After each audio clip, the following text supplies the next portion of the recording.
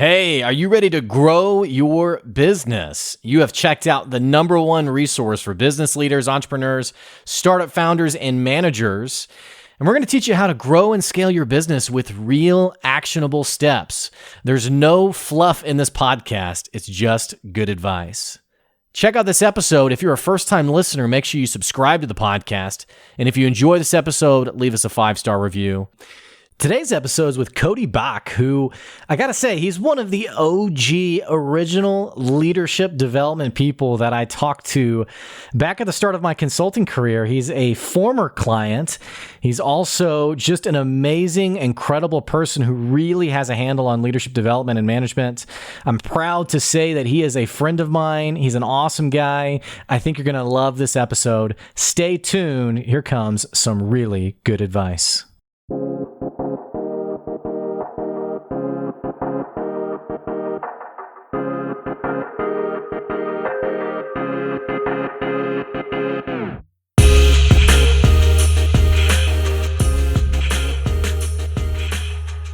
Hey, here we are on another episode of the Good Advice Podcast. I'm sitting down with an actual good friend of mine. I say actual because, everyone's a friend of me, but Coty and I go way back.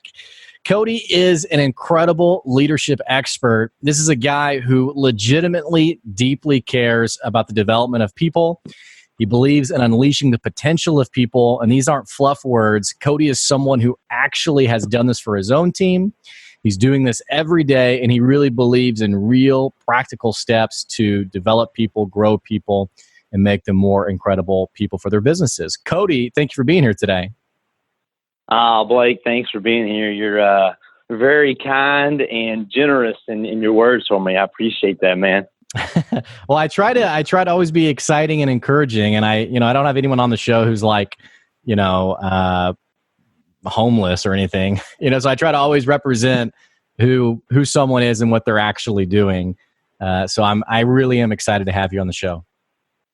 Same, man. It is good to reconnect with you and catch in.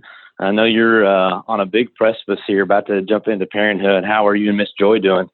Oh my gosh, man. It's so wild how mentally how things shift. I was just talking to someone about this the other day because we were, the old adage of there's never the perfect time, you're never fully ready, all that stuff. Well, so for Joy and I, we really felt like now was the right time. We've been together for about 7 years, tried to get pregnant for about a year, and it finally happened. And so up till about a month ago, we were just like, oh my gosh, this is amazing. I can't believe it. I would say the last few weeks the best way to describe it would be we're kind of freaking out. It's like, whoa, wait a second. We're going to have to take care of this thing. And can we still watch, we watched a movie on Netflix and I was like, is this the last time we're going to watch Netflix?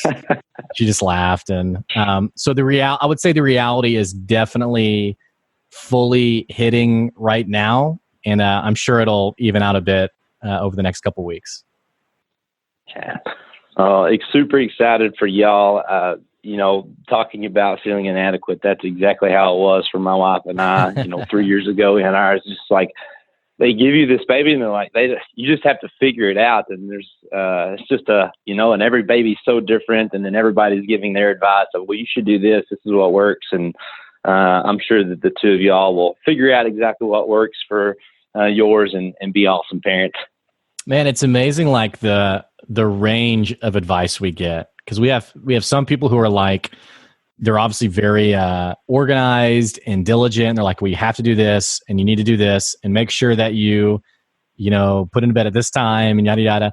And then we have other people who are like, it's fine. You're going to drop it. It's going to be okay. And I'm just I'm trying to find okay, where's the middle sweet spot? Yeah. So you'll find your way. That's for sure. Definitely will.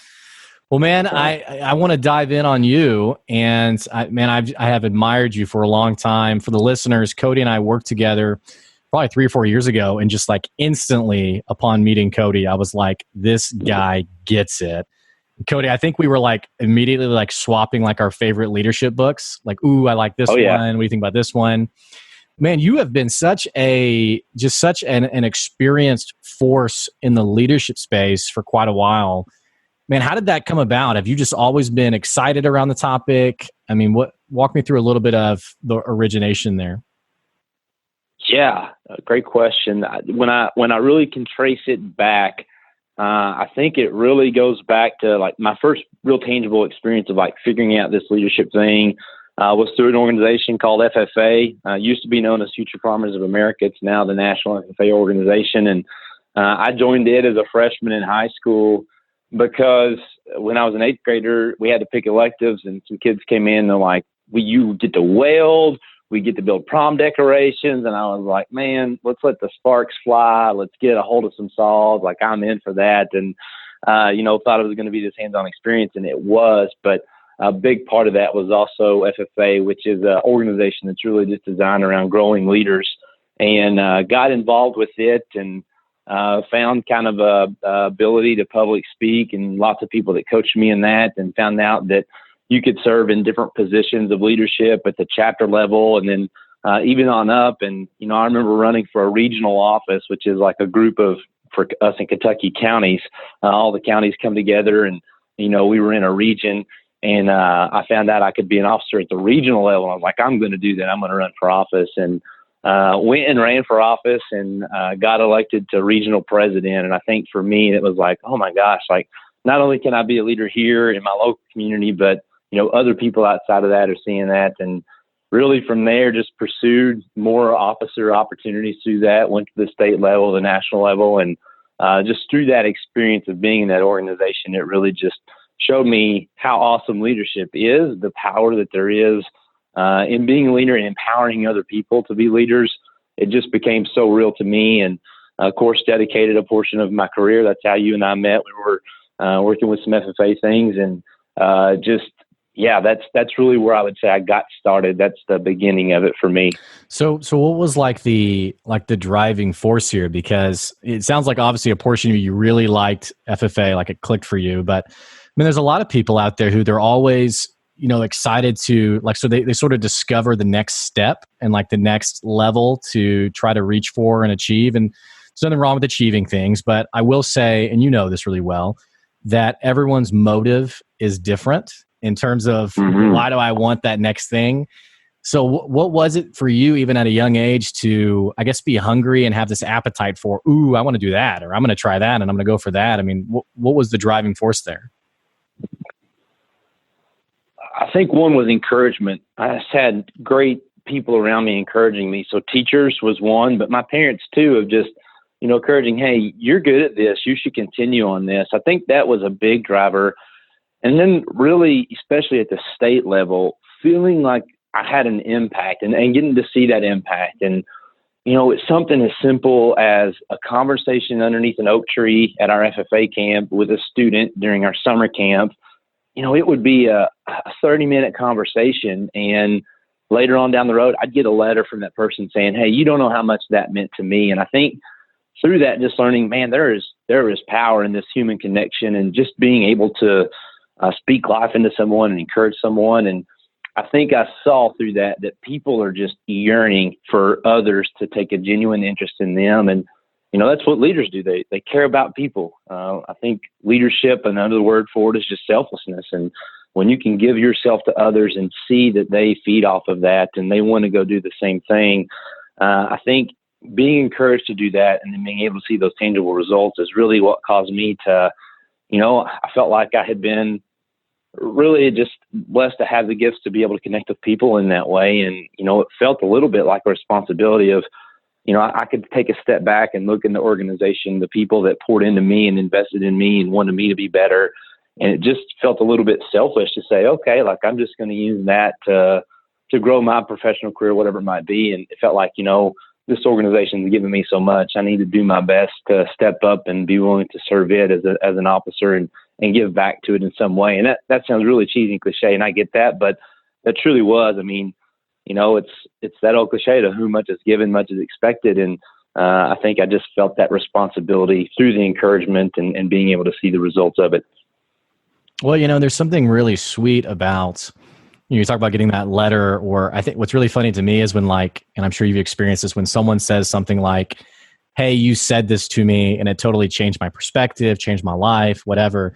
But then you don't even remember saying it. It's like, it's some random, we always think it's like these really big moments that leave an impression on people, but sometimes it's like these really sweet, almost seemingly inconsequential interactions that can make a difference for someone. And it's interesting what you're talking about, because I feel like a lot of times when we think about influence and impact, when we say that word, we envision like being on stage in front of like tons of people, or leading a huge team, or more kind of obnoxiously influencer culture. Do you influence people? Well, I'm not an influencer. Well, I don't have thousands of followers. And it almost feels like we've kind of lost our perspective a bit on really just that one person that you're talking about, like that person we can engage with every single day. It's hard, I think, sometimes for people to keep that top of mind. Absolutely. You talk about that influencers and all this stuff, and yeah, that's great. If you want to be quote unquote influencer, you can't see me because I'm on the phone. I got my fingers up doing air quotes, but the influencer, man, everybody's an influencer. It's just a matter to what degree and what influence you're going to have. I mean, you influence somebody, and it doesn't even have to be anybody you know. I mean, this is so random, but it's what popped in my head. I was in Lincoln, Nebraska a few months ago for a work trip, and I went through the drive-thru at Chick-fil-A. I was having a good morning. I'd gotten the workout in. I was flying home to see my girls again. It was just a good morning. And, I got through the drive-thru at Chick-fil-A, which they're phenomenal at customer service anyway. But, some lady popped on there and said, "How can I help you this morning?" And I'd caught her name when she said that. I was like, "Hey, Miss Alicia," or whatever her name was. I was like, "I'd like a spicy chicken biscuit with a sweet tea. How you doing this morning?" And she said, "Good." And I got around, and there was a guy there, and he's like, "Hey man, this one's on us." He's like, "We could just feel your energy through. Like, you just, asked us how we were doing." And like, I'll never see those people again. I don't even know their names. But in some small way, I had a tiny bit of influence on them, and hopefully started their day off on the right track. They definitely started my day off a free chicken biscuit. Come on. So, and a sweet tea. Even people and a sweet tea, even people you don't know, like how you smile at them, how you treat them, that is influence. And it doesn't matter if you've got 0 followers, you're not even on social media, or you've got the most followers. I don't even know who's got the most followers now, but man, your daily actions definitely leave an impact and a ripple on people. And it truly matters. And if you don't think it does, then you're just kidding yourself.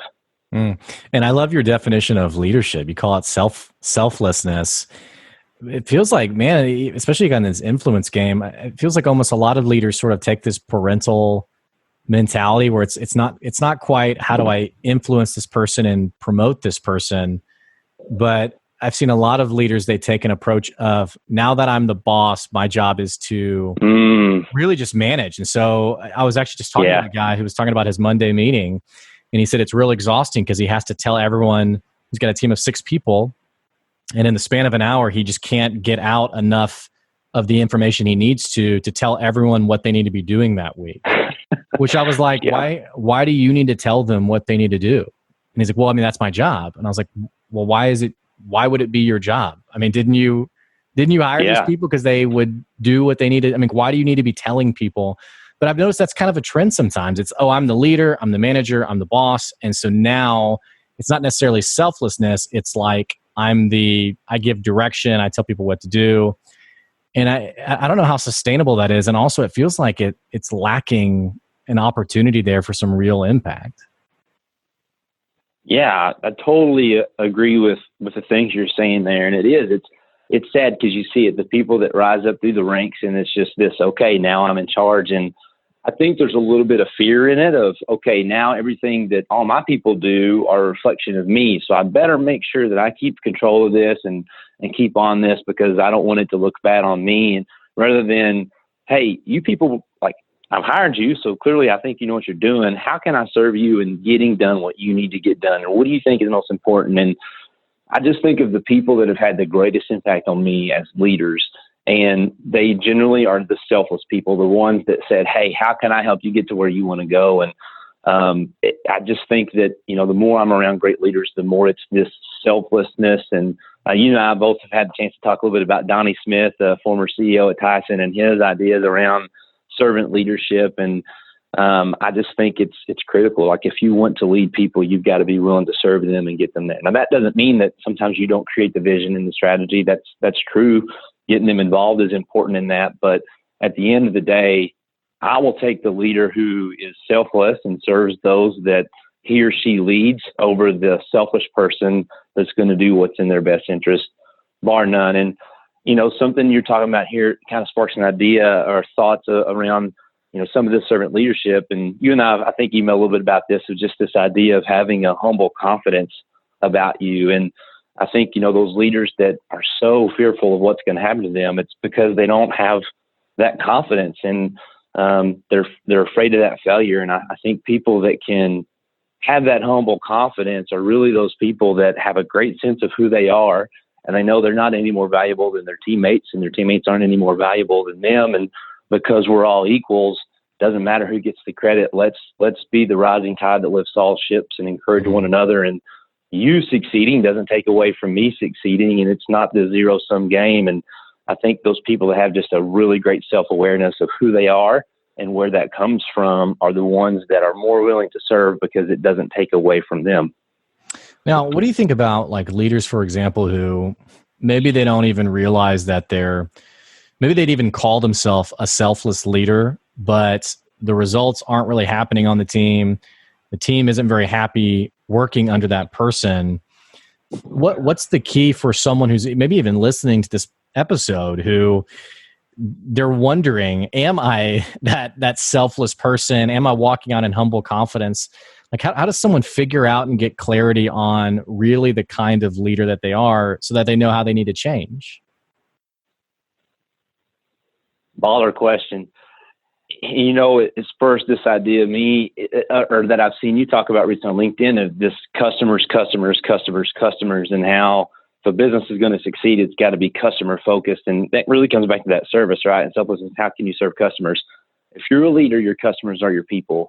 Yep. And, it's the same as a business and customers as a leader and their people. You got to be open to feedback and truly open to that feedback of, hey, you know what? I want to find out if I'm a selfless leader. I'm going to ask my people. And, if I need to do that in a way that's completely anonymous for them, that way they don't know that I know who said what, but just being able to have some real open, candid feedback is something that really allows you, I think, to figure out, okay, this is what people are saying. This is their evaluation, of their experience with me.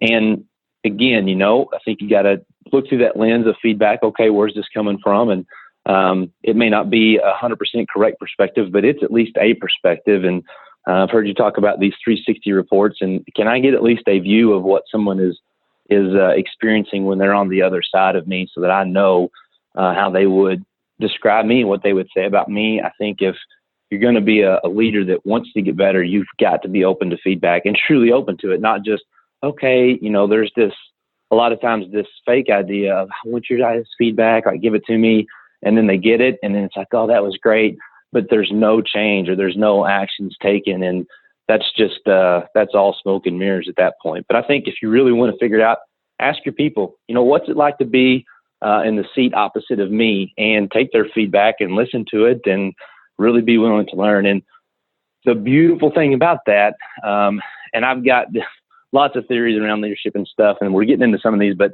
it's that idea of the beautiful thing about that. If you sit down as a leader and you say, I want your open feedback, I want to discuss it, I want to use it to get better, what is the message you're sending to your people about the value you place on feedback? And exactly how you do that, you're becoming an example of how you want people to seek feedback, and then how to implement it and how to use it.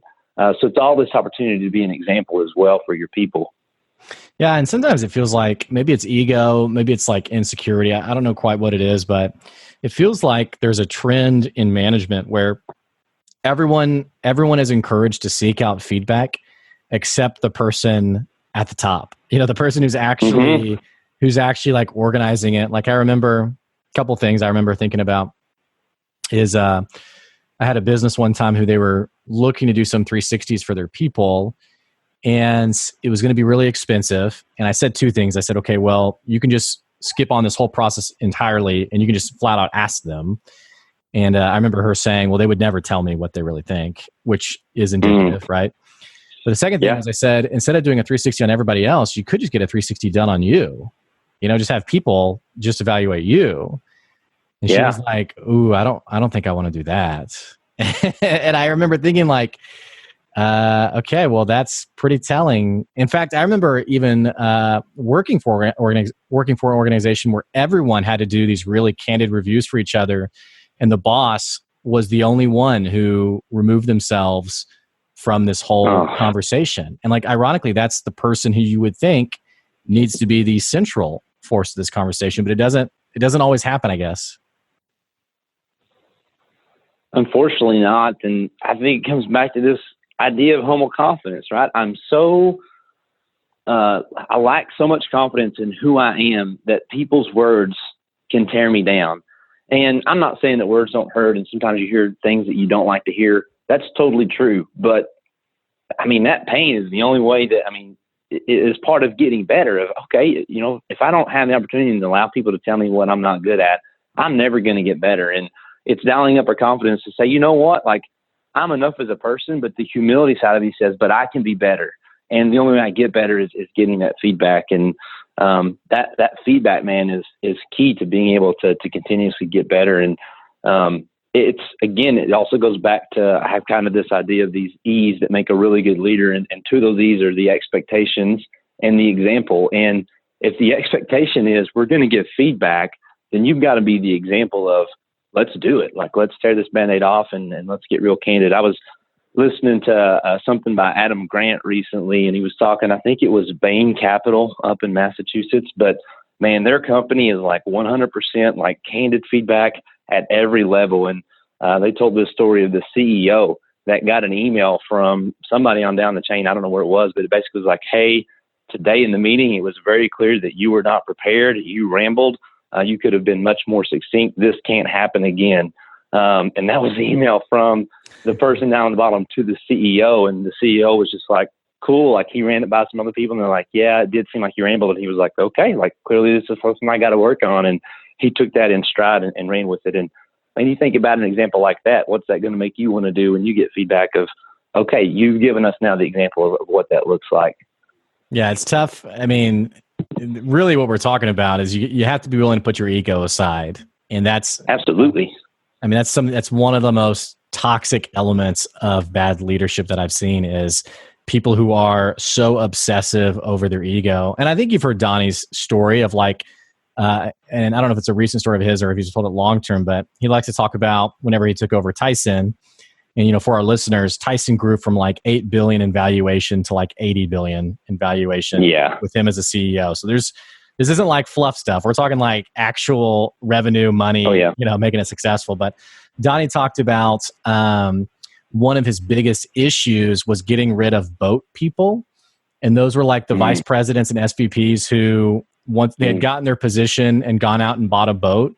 And now part of their ego was, I'm not willing to take feedback. I'm not willing to look weak. I'm not willing to set that ego aside because I don't want someone to threaten my boat status, where maybe I wouldn't be able to afford the boat or have to get rid of the boat. And so he was like, I was just so aggressive in dealing with boat people. And I always love that story because those are the people who will keep your business from growing. Absolutely.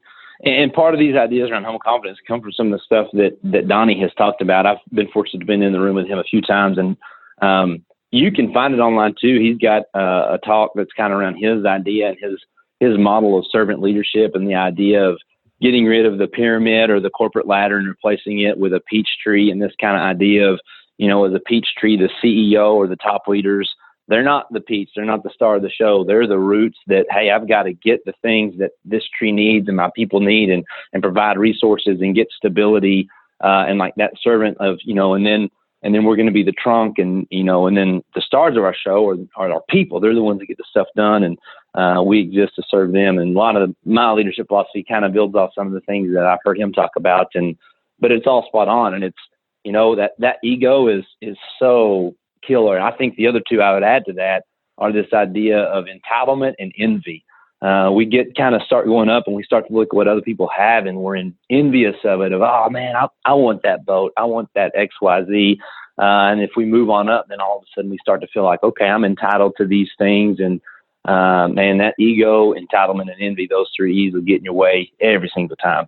Well, man, it's amazing how, and sometimes when we think about these words, we think of like the worst possible human. And we're like, well, I'm not that person. But it's amazing, like unchecked, how these things can really affect our leadership perspective. Like I remember moving back to Northwest Arkansas, and my wife and I joined a new church. And, I had worked at this school. I'd been this awesome leader at a school. Man, I had been really involved in my church in Houston. And I remember at this new church in Northwest Arkansas, they were like, hey, we need someone who can set up chairs and like set up stuff in the morning, like on Sunday morning. And I remember thinking, and I don't think I thought this verbatim, but this is basically what I was thinking was, I'm too good for that. I've already done, I did that 5 years ago. Like I've graduated from doing something like that.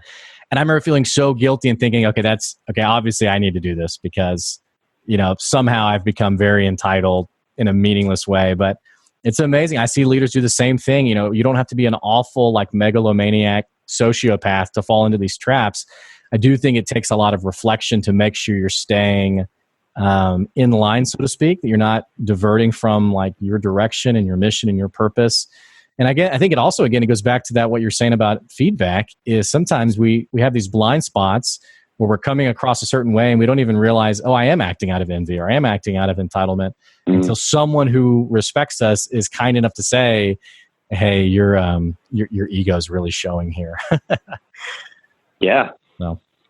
Yeah, that accountability is critical. And I agree with you. I can see it in myself. I'm thinking back to examples of, I heard a pastor recently put it, he's like, a lot of times the blessing then becomes a burden, so to speak, of, the thing we think we want so bad and the thing we want. And at first we get that thing. Let's say we get that thing and we're just so excited and we're so thankful. Thank you for this opportunity. This is great.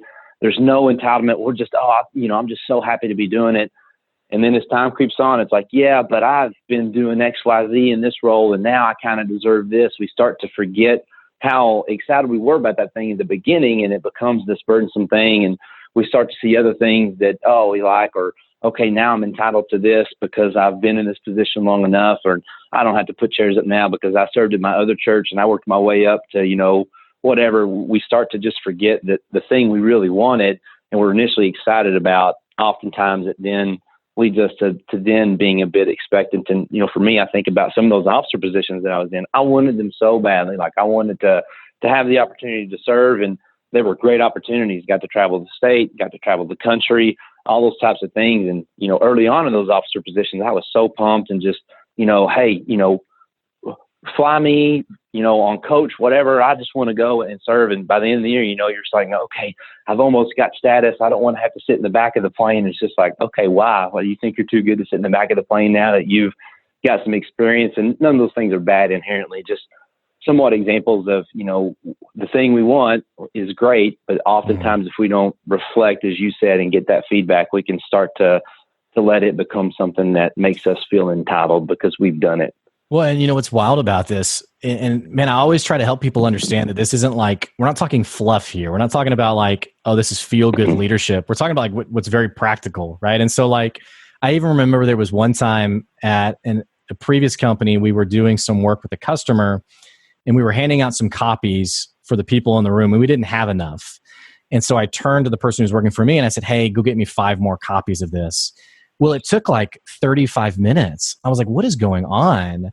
And so we got a break and I went and I was like, where are the copies? And the person was like, well, I handed it off to this person and that person didn't, they kind of put it in the back of their mind. They tried to hand it off to someone else.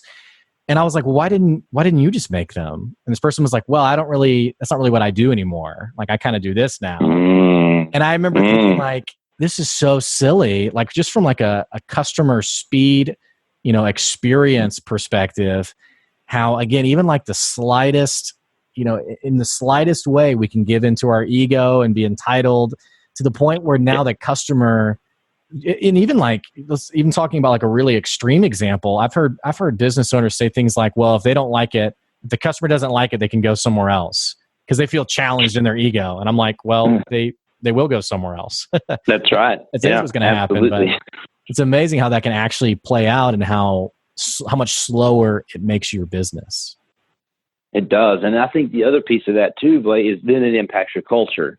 Then we become this culture. If we allow that to continue to be around of, oh, you're right, you probably don't deserve to do that anymore. now we're setting the stage for that to be something that creeps in of, well, I don't have to do that anymore. And if we let that exist, we're sending a message that it's okay. And then it starts to bleed into our culture and be an impact. And the story that hits my mind is a popular one of the Chick-fil-A, when Dan Cathy and CEO, when they hop out when they get to a location, Chick-fil-A, there's this unwritten rule that they've got to go, and you see them jump out of the car and they scurry. Donnie Smith actually told me the story. They all jumped out and they started scurrying around the parking lot, and they each, found a piece of trash to pick up. And he's like, "What is the deal?" And they're like, when we get out of this car, the first thing we do is we try to find a piece of trash in the parking lot or something we can do and improve at our store to show our people that we're not above that, and that, no matter what level we're at, we're tied into our customer experience to make sure it's a good one. It's just like, wow, man, with people at the top are willing to do that.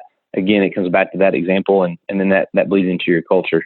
Well, and it reminds me of there's a story from Disney of this journalist who was writing a story and noticed she was asking the janitor a question. The janitor was like walking the park and was picking up trash. So had to ask this person a question, and came to find out later this person was a senior executive who was like walking the park and picking up garbage just to make it look better. And think about, and again, talking about customer experience, is it faster for the executive to just go ahead and pick up the trash, or to, whoa, this isn't my job. Let me call somebody. Let me get somebody down here. Let me, and so there's a level of non-functionality that can happen when we lose sight of this concept, I think.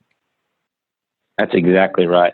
Great point. Talk to me real quick about, when we talk about culture, and I love that you've transitioned the conversation to this, because, and I know you're passionate about this. I am too. Man, there's a difference between a company that really values culture and the company that says they value it. And it feels like everybody values culture, but I'm finding that only a small number really get what that means. What's been your experience on that? The same.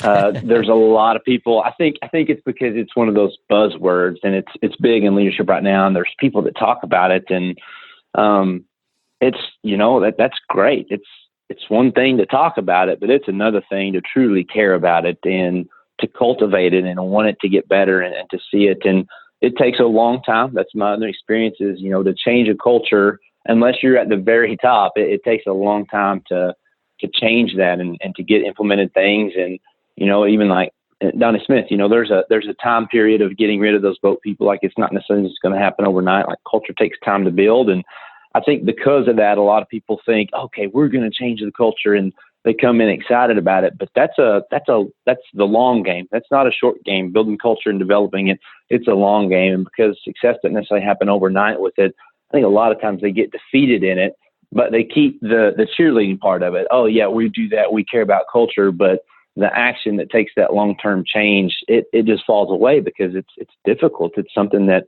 it's got to be consistent, and it's easy to move away from that and to fall back into old patterns and old ways of doing things. There's a great thought leadership guy named Dr. Tim Elmore. He's got some books called Habitudes, but he's also got a lot of clever sayings that are very sticky. And one of them that I heard him say one time is, when it comes to culture and developing that, you people, it's more important to think about what happens in the halls to look at what's on the walls.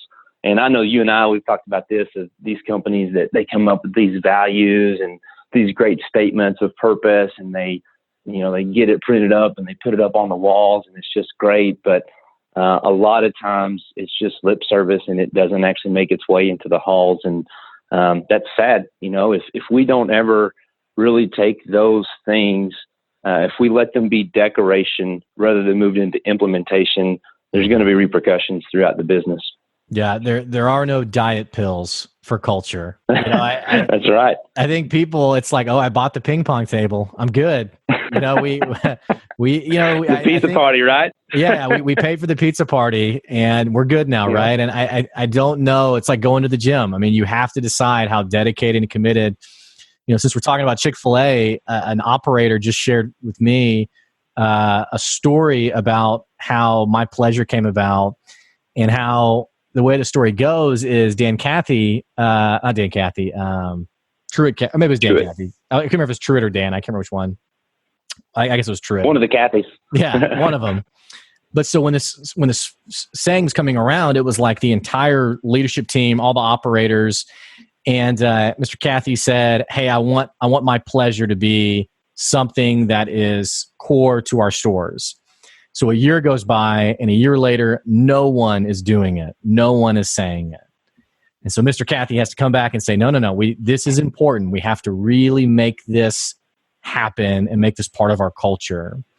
And it took 3 years for it to actually become a staple. And I think sometimes when we're like, oh yeah, I want my culture to be important, I want to really do this, it's kind of like what you're saying. Like we get after it for a couple of months, and then all the old habits come in. Yeah. Managers are still screaming at people. It's still, there's not a lot of clarity. And it's like the diet pill. It's like, I'll just, I'll put this on the wall. I'll do this, I'll do that. But we don't actually always do the real work it takes to create the culture we want, which is too bad. Yeah, it's hard. It is. You've got, and I think the other piece of it too is a lot of times too, it's going to get an eye roll at the beginning. I'm sure when he said, we're going to start saying my pleasure, people are like, oh yeah, my pleasure. Okay. Like that doesn't sound, over the top. Like there probably were some naysayers at the beginning. And, but you got to, I'm sure he, over time, hopefully he continued that. Like if he's going to say it's implemented, he probably started implementing that. And, I think it's some of those things of there's it's that bell curve, right? The early adopters, people, okay, you want that, we'll do it. But it takes a long time for everybody to get on board. And sometimes that's an uphill battle. But once you get it going, it's momentum and there's steam behind it. And I don't know if my pleasure will ever leave Chick-fil-A because it's become this thing that's just so big. And, I think about some really great leaders that I had that were great at developing culture and developing like, okay, here's our strategy and our mission and our vision. They talked about it. There wasn't a meeting that we went to, an all staff meeting, where it wasn't drawn back to, hey, this is our purpose. Like, this is why we exist. And not like in a very, I would say like drawing attention to it. It was more subtle than that, but it was constantly like they would connect it. Like when we do this, we're able to build. And this is when I was with that. Hey, when we do this, we're able to grow leaders. And it was like, okay, yeah, we're reminded of our purpose. And, when they got up there, hey, in the spirit of, and they would say one of our values and they would do something that shows it. And I think it's one of those things it's got to become part of your language. It's got to become part of something that you're constantly doing. And when you do that over time, at first people might roll their eyes, but it's like, okay, yeah, this thing is not going to give up. Like I'm not going to be able to just roll my eyes at it and get rid of it. I'm going to have to either adopt this or move on if I don't like the culture. And so it's really getting into that vein and following through with those, just over time, consistently doing the things you say you're going to do. That's what builds a culture. Yeah, I think there's power and consistency and staying committed. And I think the reason people sometimes are not even just apprehensive, but pretty, and suspicious isn't the right word. I would just say hesitant, is because everyone can relate with that company with like the big change initiative that fizzles out like a month later. Right. And so to actually commit to it and actually say, this is what we're going to be known as, this is what we're going to do. I have a client right now who they've been working on culture for something like, 12, 18 months.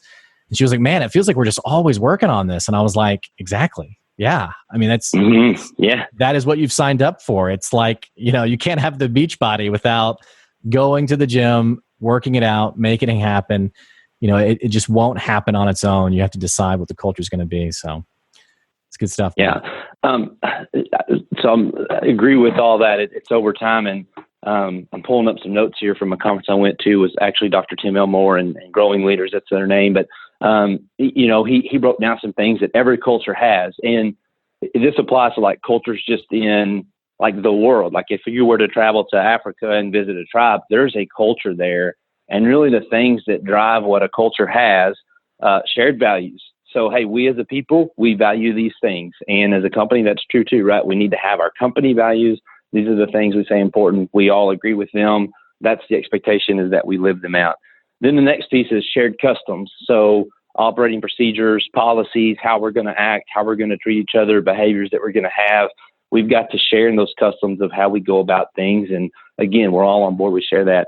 And then the last piece is a shared language. When you visit another tribe, they have their own language and everybody speaks and they know it. Same for a company. When you're here, there's got to be pieces of your language and things that are unique to you that people share. And then those things, the shared values, the shared customs, the shared languages, they just got to be consistent over time to really establish great culture. And, I've experienced that, when you step into a new team, I made a career switch here a few years ago, like how people operate and function at this new position versus the old one is different. It's because it's a different culture. And whether you think you've got a culture or not, you got one. And you're either letting it happen or you're making it happen. And you've got to choose. Do you want to just let it happen and let it be what it is? Or do you want to make it happen by being real clear about what expectations are and then being the example for those expectations? I think that's the insight is you already have a culture. It's just up to you to decide what you want it to, is it reflecting what you really want it to be? Yep. So absolutely. Well, Coty, we are out of time, my friend. Tell me, what can listeners do to stay engaged with you, to follow you? What's the next step? Yeah, sure. If anybody wants to connect, look me up. I'm on LinkedIn. I'm also on the Instagram and the Facebook and all those things. I think that's the two main ones. And Twitter, usually trying to put out content there. Then me and my buddy, we're working on some stuff here. We kind of have what I would consider the part-time gig on the side. We both have full-time positions with organizations, but on the side, we really are passionate about helping people unleash their potential, do some coaching, training, and speaking on the sides. Our company is the Greater Potential Leadership, so you can look us up. That's also on LinkedIn and Facebook, Twitter, and Instagram. So would love to connect and chat about, helping you or your people unleash their greater potential, or just learn more from you, take some feedback of how I did on this podcast. If you've got that, we talked about feedback, but just love connecting with people and look me up and happy to connect. Love it. Coty, thanks for being on the show today. Thanks for having me, brother. Best luck to you and Miss Joy as y'all get ready to step into parenthood. For the listeners, thanks for tuning into the episode. I will put a link to connect with Coty in the episode description. Also, if you're a first-time listener, what the heck you waiting on? Click that subscribe button. And if you enjoyed this episode, which you absolutely should have, because Coty is the real deal. I've known him a long time. He's doing some real good stuff. Make sure you leave the episode a 5-star review. That's all we got for you. We'll catch you later. I hope you enjoyed some good advice. See ya.